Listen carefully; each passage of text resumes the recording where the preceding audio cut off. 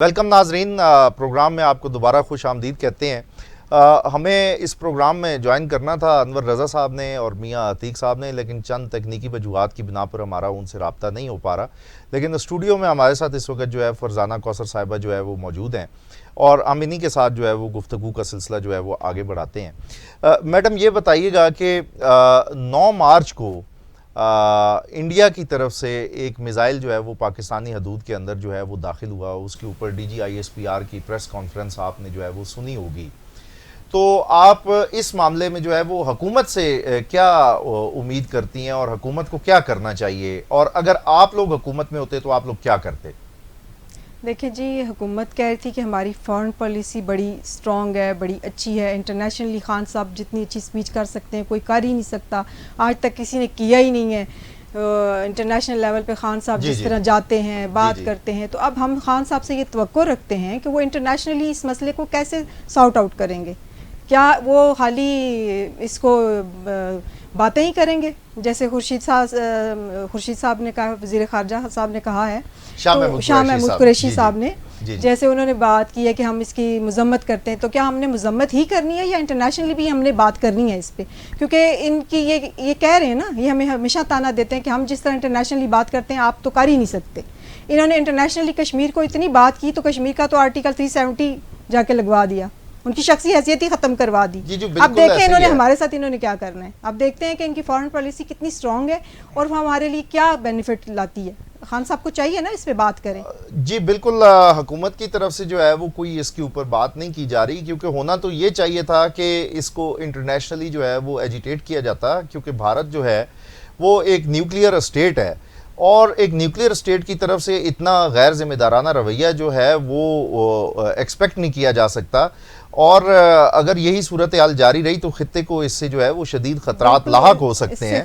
खतरात है और इन्हें बोलना चाहिए इस मेरा ये ख्याल है कि हुकूमत पाकिस्तान को और जितनी भी हमारी अपोजिशन और गवर्नमेंट है, इन सब को मिल के अक़वाम आलम को जो है वो मजबूर करना चाहिए और उनको ये बताना चाहिए कि अगर इसी गैर जिम्मेदारी का रवैया जो है वो मुज़ाहिरा किया गया भारत की जानिब से, तो खित्ते को जो है वो शदीद खतरात लाहक हो सकते हैं और हमें जो है वो पाबंदियां लगवाने की तरफ जो है वो कोशिश करनी चाहिए ताकि इंडिया के ऊपर जो है वो पाबंदियां लग सकें। जी, तो इसी के साथ मैडम मेरा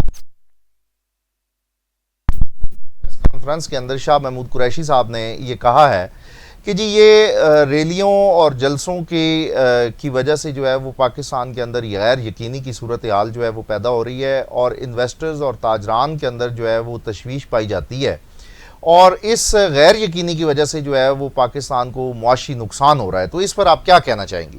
मुझे इस पे बहुत हंसी आ रही है कि उन्हें अपना टाइम भूल गया है जब उन्होंने धरना आके दिया था और हमारा जो है चाइनीज़ से जो मीटिंग थी या डेलीगेशन था वो आया ही नहीं था। जी जी, तब पाकिस्तान की तरक्की नहीं रुकी थी। खान साहब ये शहर बंद कर दूंगा, वो शहर बंद कर, डेली आके कहते थे और हर शहर को बंद कर रहे थे। और उस वक्त लोगों की दिहाड़ियाँ नहीं रुकी थी, उस वक्त लोग दिहाड़ीदार नहीं थे पाकिस्तान में, मजदूरी नहीं कर रहे थे, डेली खाना नहीं खा रहे थे। क्या खान साहब की तरफ से उन्हें खाना जा रहा था? खान साहब उन्हें फंड कर रहे थे। तब इन्होंने क्यों नहीं सोचा इनके लिए जो है वो कुछ असूल और हैं और दूसरों के लिए असूल और हैं। अगर यही काम हम करें तो गलत, ये करें तो ठीक है, इनकी वाह वाह है। ये कौन सी मतलब दोहरी पॉलिसी है?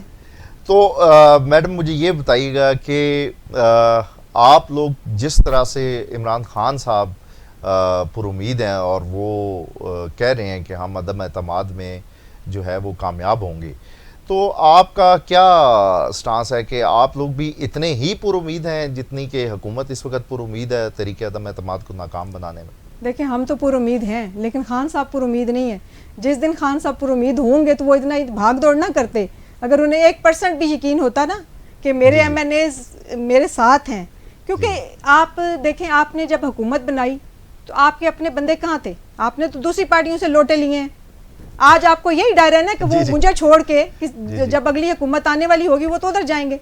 तो खान साहब अपने बंदों को आप उस वक्त अहमियत देते और आप कुछ डिलीवर करते, आपके काम होते तो लोग आपके साथ होते। आपके MNAs, आपके MPA अपने जो है ना UC जो चेयरमैन हैं वो UC में नहीं जा सकते, MNA MPs अपने हलके में नहीं जा सकते कि क्योंकि लोग उनके गले पड़ेंगे। वो किसी से वोट नहीं मांग सकते, उन्होंने 1 रुपये का काम नहीं करवाया। और आप जो ये इस्लामाबाद में भी या आगे पीछे देहात में जो ये कारपेटिंग हो रही है या रोड के जो ये बन रहे हैं, ये सारे अगर आप एनओसी देखें तो ये PMLN के एनओसी हैं। ये सारा काम हमने करवाया था, आज तक मियां खान साहब लगवा रहे हैं। नाजरीन, इंतहाई माजरत के साथ हमारे प्रोग्राम का वक्त जो है वो ख़त्म हो रहा है। बहुत सारी गुफ्तगू अभी बाकी है, लेकिन वक्त की किल्लत की वजह से हमारी भी कुछ मजबूरियां हैं। आज के प्रोग्राम को हम यहीं पर ख़त्म करेंगे। फ़ैसला आपने ख़ुद करना है और मैडम की गुफ्तगू आपने सुनी है। दो साहिबान ने हमें टेलीफोन लाइन के ऊपर ज्वाइन करना था, जिनके साथ हमारा तकनीकी वजूहात की बिना पर रब्ता नहीं हो सका। अगले प्रोग्राम तक के लिए इजाज़त दीजिए। अल्लाह हाफ़िज़।